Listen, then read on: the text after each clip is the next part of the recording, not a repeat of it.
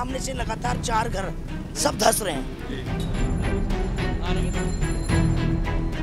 इसमें बहुत बड़ा घोटाला हुआ है। ये देखो पूरा आगे तक देखिए, पूरा ओपन है। ये 300 करोड़ में अगर ये 450 करोड़ में अगर ये काम होता है।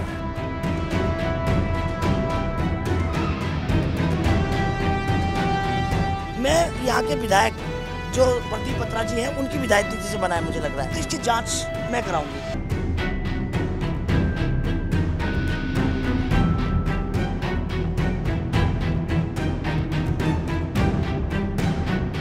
आप मुझे बताइए, 300 करोड़ रुपए खा गए और करोड़ों रुपए के महल बन रहे हैं इनके, और जनता के मकान धसा के, और 30-30 करोड़ की कोठियां बन रही हैं, और उनकी भी नीचे लगाऊंगी मैं जेसीबी मशीन। अभी 200 रसगुल्ले और 100 समोसे बेचने का ऑर्डर आ जाए तो वो वहाँ पहुँच जाएगा। अभी कहीं ठेकेदार से टेंडर छूट जाए वो वहाँ पहुँच जाएगा। अगर कोई जनता मर रही है वो नहीं पहुँचता। गौरव गोयल जी ने इस्तीफा अब दिया है ना, उन्हें तो बनाना नहीं चाहिए, उन्हें बैठना नहीं चाहिए था कुर्सी पे।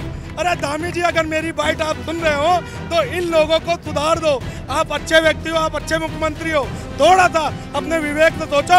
आपकी छवि ये लोग गंदी कर रहे हैं, ये निकम्मे गंदी कर रहे हैं। ये हर हफ्ते आपके बंगलों में जाके गुलदस्ता और मिठाई के डिब्बा पहुंचाते हैं। इससे खुश मत होइए आप, इनके काम से खुश होइए। धामी जी, हकीकत बात 70 साल नहीं 100 साल तक आपको याद रखेगी कोई मुख्यमंत्री धामी बना था। मैं गणेशपुर पहुंची हूँ। यहाँ पर लोगों के मेरे को फोन आए थे, और मैं 3-4 दिन से दिल्ली थी। यहाँ पर लोगों के मकान धंसने की मुझे रिपोर्ट आई थी, और कुछ यहाँ पर 300 करोड़ 600 करोड़ का मामला है एडीबी का, और जिसमें चैम्बर बनना था शेरपुर में, और बना दिया गया यहाँ बिना मिट्टी के जांच के। और तमाम यहाँ घर, मैं अभी 3-4 घरों का मुआयना कर रही हूँ। एक इधर सामने से लगातार 4 घर सब धंस रहे हैं, सब धंस रहे हैं, और गणेश मूर्ति से इधर को। और इसमें बहुत बड़ा घोटाला हुआ है। ये जैसे बता रहे हैं कि भाई जिस समय काम शुरू हुआ था, पतली पतली पाइपें डाली गई थी। तो मैंने इनसे पूछा कि भाई आप उसने उस वक्त कंसर्न अधिकारी को, या कोई यहाँ जिला पंचायत होगा, कोई प्रधान होगा, कोई नेता होगा, तो इन्होंने कहा कि भाई ये किसी से कंप्लेंट भी करते हैं तो इनको धमकी दी जाती है कि इन पर कार्रवाई हो जाएगी। तो यही पूरे उत्तराखंड में होता रहा है, और ख़ास तौर से इतने घोटाले हैं। मैं यहाँ के विधायक जो प्रदीप बत्रा जी हैं, उनकी विधायक नीति से बनाया मुझे लग रहा है। तो मैं उनसे ये पूछना चाहती हूँ कि इतना बड़ा घोटाला, और अभी तक न प्रदीप बत्रा जी आए, न नरसिंह जी आए, और उसके बाद मैं पूछना चाहती हूँ, इसकी जांच मैं कराऊंगी। और मैं अभी कंसर्न अधिकारी डीएम एसडीएम से बात करूंगी, और ये मकान जो धंसे उनका मुआवजा कौन देगा, इसकी जिम्मेदारी कौन लेगा। और इसी तरह बहुत सारी समस्याएं पूरे रुड़की शहर में है, और पब्लिक जनता डरती है इन लोगों से, कार्रवाई की मांग से। तो इसलिए इनके लिए एक बुलंद आवाज़ चाहिए। जो मैं उत्तराखंड की बेटी हूँ, आज मैं सब लोगों को आपके माध्यम से कहना चाहती हूँ, जिसकी भी समस्या इस हरिद्वार जिले के अंदर है, मेरी लोकसभा के अंदर है, तो आप बेझिझक मुझे फ़ोन करें, बेझिझक बुलाएं, मैं आऊँगी और संबंधित नेता अधिकारी की जांच कराऊंगी। और पहली बार शायद नहीं हुआ, 5 बार हो चुका है। हाँ, तो हमेशा धंसेगी जब तक इसका परमानेंट इलाज नहीं होगा। ग्रिल लगा के उनके भी गिरेंगे जैसे जनता के मकान गिर रहे हैं। और जांच कराऊंगी कहाँ से आ रही है ये अरबों खरबों की प्रॉपर्टियाँ, ये नजूल की प्रॉपर्टियाँ, ये होटल कहाँ से आ रहे हैं। एक विधायक बनता है 500,000 करोड़ से कम का नहीं होता। और अभी गौरव गोयल को मैं देख रही थी कि जैसे वो बरसाती मेढक हरे वाले नहीं होते, वो बरसात में फुदकते हैं टर टर टर। तो मैं कहना चाहती हूँ गौरव गोयल से, जब आप मेयर थे 3 साल से क्यों नहीं आए, और क्यों नहीं गौरव गोयल आवाज़ उठा रहा है। आज जब से बरसात हुई है, मैं 2 महीने 3 महीने से रुड़की में हूँ, मैंने गौरव गोयल का नाम नहीं सुना। जब उसकी कुर्सी में कोई बैठ गया और उसके बाद जब उसने रिजाइन दिया, तब गौरव गोयल का नाम अब तमाम मीडियाबाजी कर रहे हैं, मीडिया में एंट्री हो रहा है। मैं पूछता, नौटंकी मत करो। ये बरसाती की मेढक, वो बरसाती मेढक देखा आपने, जब बारिश बंद हो जाती फिर टर टर टर करता हो। और कह रहे थे कि ये जो प्रोजेक्ट है ये 2015 से 2018 का है, और वो 2019। तो क्यों नहीं उन्होंने 3 साल से आवाज़ उठाई है विधायक के खिलाफ, जब आज रिजाइन दे दिया है। और वो भी रिजाइन ऐसे नहीं दिया, उनका भी बहुत बड़ा घोटाला सामने आने वाला है, इसलिए रिजाइन दिया उन्होंने।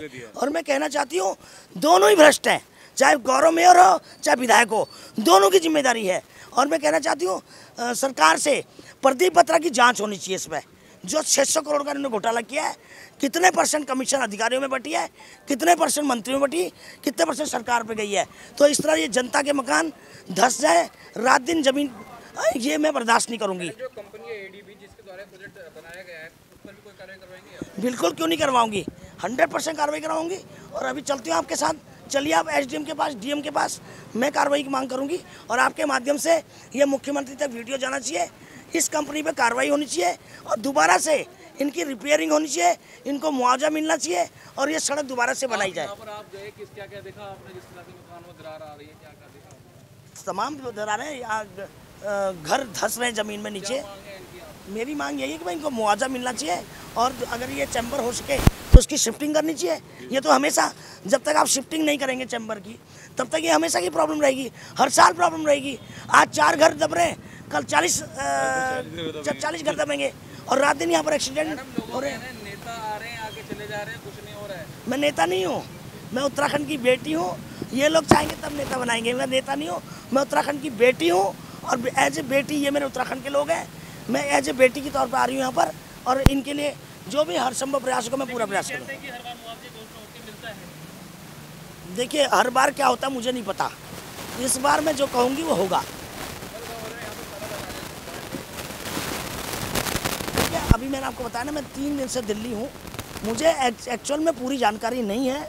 जितनी मुझे जानकारी मिली है मैं तुरंत अभी यहाँ पर आके और इनसे आके मैं दोबारा मिलूंगी, क्या क्या समस्याएं हैं, फिर मैं उसका निदान करूंगी।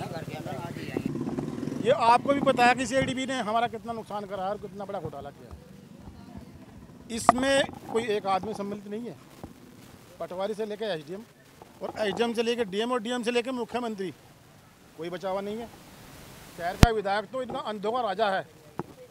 अंधों में जो राजा होता है वो है सबसे बड़ा, उसने खाया, उसके बाद छोटे छोटे ने खाया। जब ये काम चल रहा था हम लोगों ने अगर शिकायत भी करी तो हमको धमकी मिल जाती थी कि मुकदमा हो जाएगा। सरकारी बकारिया में बाधा डालने का ठेकेदारों ने बोला। कई बार विधायक से भी हुआ, उसने कहा ज़्यादा करोगे उसको एसडीएम साहब मुकदमा कर देंगे।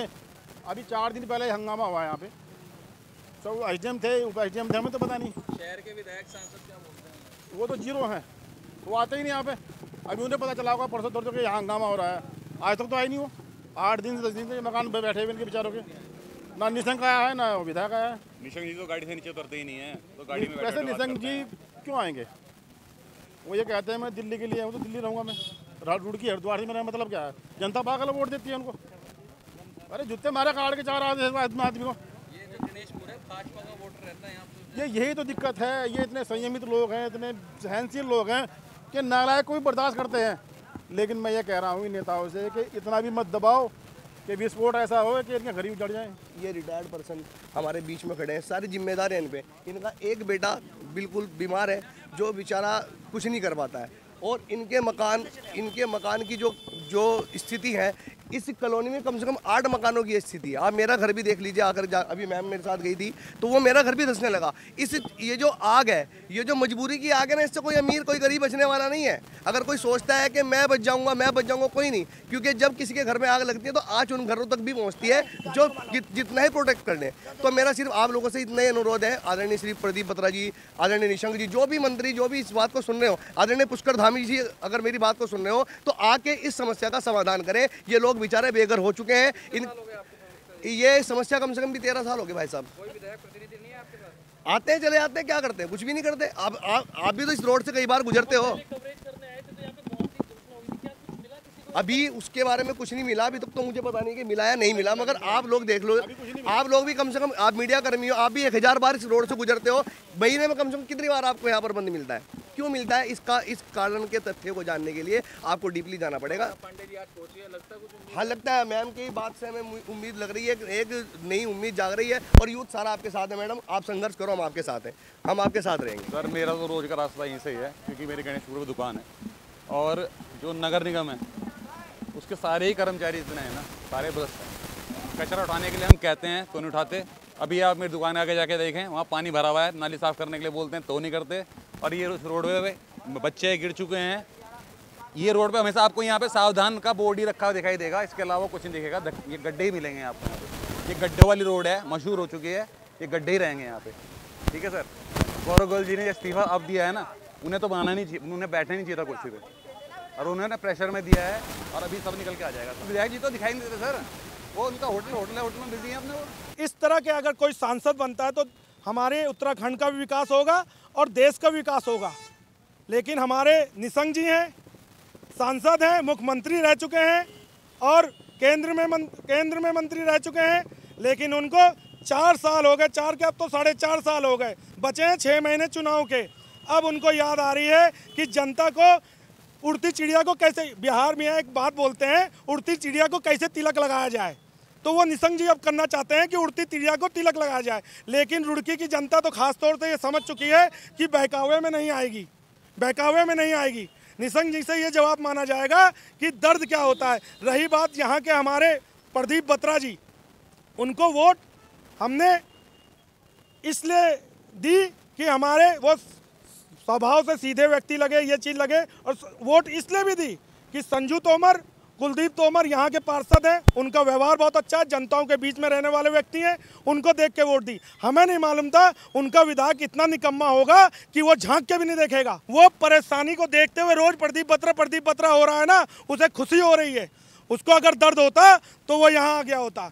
अभी कोई जरा सा काम हो जाए, अभी 200 रसगुल्ले और 100 समोसे बेचने का ऑर्डर आ जाए तो वो वहाँ पहुँच जाएगा। अभी कहीं ठेकेदार से टेंडर छूट जाए वो वहाँ पहुँच जाएगा। अगर कोई जनता मर रही है वो नहीं पहुँचता, हर जगह पहुँच जाएगा। जहाँ पैसे लेने की बात आएगी तो प्रदीप बत्रा सबसे पहले नजर आएगा, लेकिन जहाँ जनता परेशान होगी वहाँ पे ये विधायक नहीं होंगे। तो हमें ऐसे विधायक नहीं चाहिए, हमें ऐसे सांसद नहीं चाहिए। हम रो रहे हैं। और जो महाराज खद्दर में कह गए थे मंत्री जी कि किसानों को 2-2 हज़ार 2500 मुआवजा देंगे, तो उनको मैं कहना चाहता हूँ, हाथ जोड़ के निवेदन है, मैं 5-5 हर घर से दिला दूंगा, हमारे गड्ढे बंद कर दो, हमारे मकान गिरना बंद कर दो, हम 5-5 हज़ार हर घर से दिला देंगे।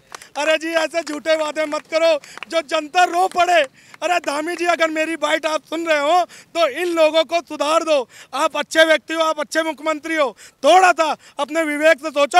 आपकी छवि ये लोग गंदी कर रहे हैं, ये निकम्मे गंदी कर रहे हैं। इनके समोसे और मिठाई के डिब्बे से आप खुश मत होइए, इनके काम से खुश होइए। ये हर हफ्ते आपके बंगलों में जाके गुलदस्ता और मिठाई का डिब्बा पहुंचाते हैं, इससे खुश मत होइए आप, इनके काम से खुश होइए। धामी जी, हकीकत बात 70 साल नहीं 100 साल तक आपको याद रखेगी कोई मुख्यमंत्री धामी बना था।